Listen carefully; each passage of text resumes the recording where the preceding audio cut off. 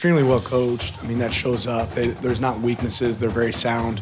Like I said, I think it all starts with their defensive line and the way they play up front. They eat up a ton of blocks up front. They're really aggressive. So it's just tough. It's a suffocating defense. The toughest challenge for Oregon football maybe this season other than Indiana. A battle in the elements on the road and in the cold, frigid tundra of the Midwest with an Iowa Hawkeye team ready to play spoiler in their own den. The Ducks without several of their key stars just moments before the kickoff. Can the Ducks keep their postseason hopes alive with a win, or will it all come crashing down to the ground? The answer, find out right now. Now, this is College Football Game Night. Welcome into another edition of the College Football Game Night. I'm Brett Taylor. A wild sequence of events this morning leading up to the kickoff in Iowa City between the Ducks and the Hawkeyes. Oregon football without three key starters, the biggest of which, Decorian Moore, out after getting injured at practice earlier this week. Kenyon Sadiq, Alex Harkey, both questionable moments before the start of this one. They suited up, but how effective would they be? Would they even play at all? The unknowns are bountiful in the Midwest, with the rain only adding to the chaos of the day, especially on special teams. Somebody say, whoop! That one just a bit outside, back to the end zone it goes. Then the whiff on the kick to get out of bounds. Second attempt is good, but it's a safety nonetheless. Oregon looking to capitalize off of the mistake. Dante Moore, he's got a man downfield into the end zone and picked off. The Hawkeyes take the interception. The Oregon drive stalls and life has returned to Connect Stadium in the pouring rain, but not for long. Second quarter, Ducks driving. Deer Hill Jr. down the sideline he goes, breaking tackles and keeping the legs going all the way past the goal line. The Ducks are the first to strike gold in the end zone. Iowa responding, though, on their next drive. Mark Gronowski, short pass to DJ Vonami on the out route, works to perfection when Iowa cuts the lead to 2. We've got a game here in the Midwest. Oregon, though, with the chance to put points on the board at the half. Atticus Sappington, they call him Automaticus for a reason, drills it from 46 yards out.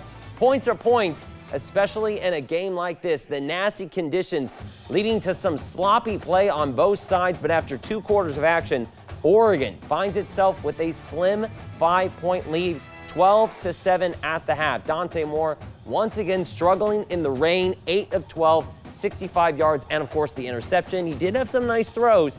Still not his cleanest game, though. The difference maker for the Ducks, though, in the pouring rain, the rushing attack of Noah Whittington. 11 carries for 87 yards in the first half. He's been a workhorse moving the ball down the field this season in this game. And in the defense, 2 sacks, 3 tackles for a loss, just 2.8 yards per carry allowed. That's winning football on the defensive side. But could they keep it up in the second half? The raining conditions in Iowa City not letting up all night long. Third quarter, the Hawkeyes are driving, but didn't last. Brandon Finney Jr., the sliding tackle, not only does it stop the play, it knocks the ball out. Oregon says they've got it. Ref says the runner was down. But let's take a little closer look on the replay. Ball clearly out before his knee touches the ground. The original call is reversed. Oregon recovers and then marches down the field to give Sappington another crack to put 3 on the board like a machine, unfazed in the rain, like Seth Curry draining it from rage. The Ducks go up by it. Iowa would get a field goal of their own, and then the fourth, they're looking for more. Time winding down. It's Gronowski. The hesitation confuses Tatum Tuioti, who runs into his own lineman. Gronowski scores the lead for Iowa, their first of the day. Oregon now needing to respond. Dante Moore finds some magic. He finds it in perhaps the most impressive throw of the entire weekend, layers it in like a sleeping baby into the crib to Malik Benson. That gives Atticus Sappington another crack with his teammates on the sideline, waiting with bated breath and anticipation. The Portland native from 39 yards out. It's good. No doubt for the senior kicker, and the celebrations are on in Iowa City as the Ducks take down number 20 Iowa, and a classic Big Ten game through and through. The final score from this Midwestern action, 18-16 Oregon. Dante Moore in that 2-minute drill, making the throws he needed to at the right moments and in the right places. The Oregon defense keeps the Hawkeye offense at bay for as long as they needed to, and then the rushing attack for the Ducks, impressive to say the least. 261 yards on the ground, 7.3 yards per carry against a team in the Hawkeyes that was allowing just 83 yards a game on average to its opponents. People were calling this game a trap game for the Ducks, but it was the Ducks laying the traps for the Hawkeyes. Here's Dan Lanning after the big win in Iowa City. Guys, that was, I guess that's what they call Big Ten football. And what an unbelievable game. You're looking up there at the score early, and you're like, okay, it's 2-0.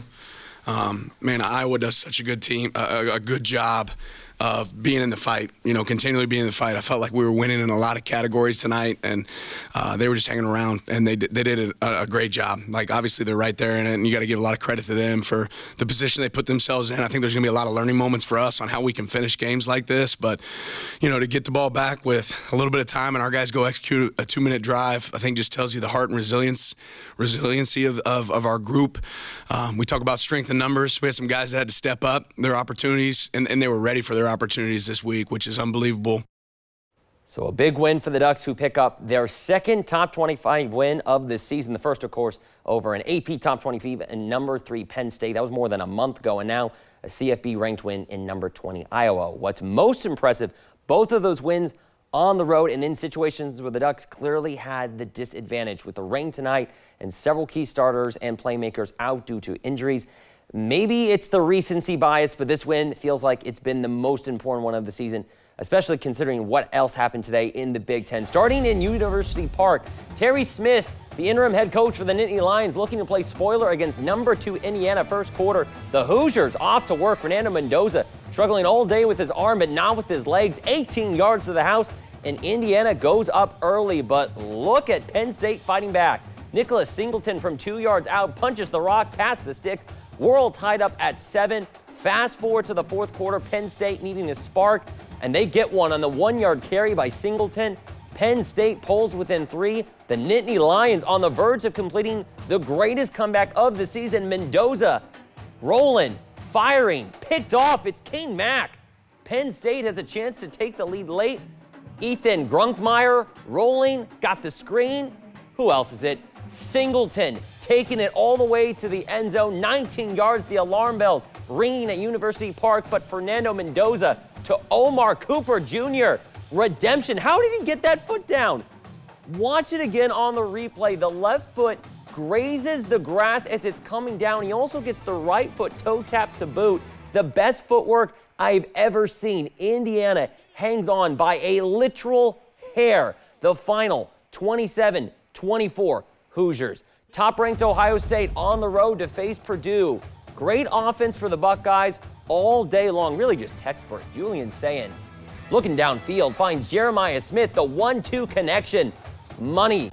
C.J. Donaldson moments later punching it in, and the Buckeyes go up early 7-3. But you know what? It's the Buckeyes. They're looking for a whole lot more than just one touchdown. Sayin gonna go back to work. He's looking downfield. You know who he's already gonna find. It's Jeremiah Smith down the center from 35 yards. Goodbye, Ohio State. Not slowing down for a single minute. That's Lincoln Kleinholtz rumbling and bumbling into the end zone. It's another Buckeye touchdown. Are we about to witness another Ohio State blowout? You know we are. Hey, Patrick, what's funnier than 3 touchdowns? 4 touchdowns. C.J. Donaldson Jr. back in the end zone for the second time of the day. Buckeyes rout the Boilermakers to stay undefeated on the season as they continue to prove why they are really the #1 team in the nation in the final. 34-10 Ohio State. So let's get to something maybe a little bit more exciting to kind of whet your chops. An upset in Wisconsin. Duck fans are going to rejoice. The Badgers take down number 23 Washington in a sloppy slugfest, much like what we saw in that Oregon-Iowa game. The conditions in Madison, messy, abysmal, every word, adjective you can think of, that's what it was like. But unlike the Ducks, the Huskies can't overcome the elements, and they fall to 6-3 on the season, most likely knocking them out of the top 25 later this week. Ducks win, Huskies lose. I think Duck fans are going to be celebrating all night long. So here's a look at the Big Ten standings as of right now in this very moment. Number 2 Indiana still sits atop of the conference with an extra conference win over the team that's right now behind them in Ohio State. Ohio State still looking for another extra game. Indiana still has another bye. Both teams have a clear path right now to the Big Ten championship, with Oregon needing a little bit of help from the rest of the conference to knock out either Indiana in their next 2 games or Ohio State maybe at least once to create a scenario where they can get back to Indianapolis. Still a lot to figure out over the next 3 weeks and a lot left on the gridiron this season, despite only a handful of games really remaining this season. That includes for Oregon State football. Despite bowl contention being out of the question, the Beavers have won their last 2 games straight, continuing to gain all of that positive momentum in the right direction. Heading into a senior night against Sam Houston, that game got underway just around 7 o'clock or so tonight. It's drawing pretty close to the half, so let's get you the latest score update that we have from that game right now. Looking down at my computer screen, we do have the score updated correctly. Oregon State still leads 17-0 over Sam Houston with about 2:01 left on the clock. The Beavers dominating this game through and through, especially on the ground game. Anthony Hankerson now up to 18 carries on the night, 90 yards, and the 2 scoring touchdowns for the Beavers. They also added a field goal earlier in the game, the Beavers scoring on both of their first initial drives of the game, looking great against an 0-8 Sam Houston team. I know not maybe the toughest competition that the Beavers are facing, but they're winning right now and are well on their way to picking up their 3rd straight game. But when we come back, it's the final game for Southern Oregon football next week. How the Raiders hope to finish off the season the right way, plus highlights from all across the nation when the College Football Game Night returns.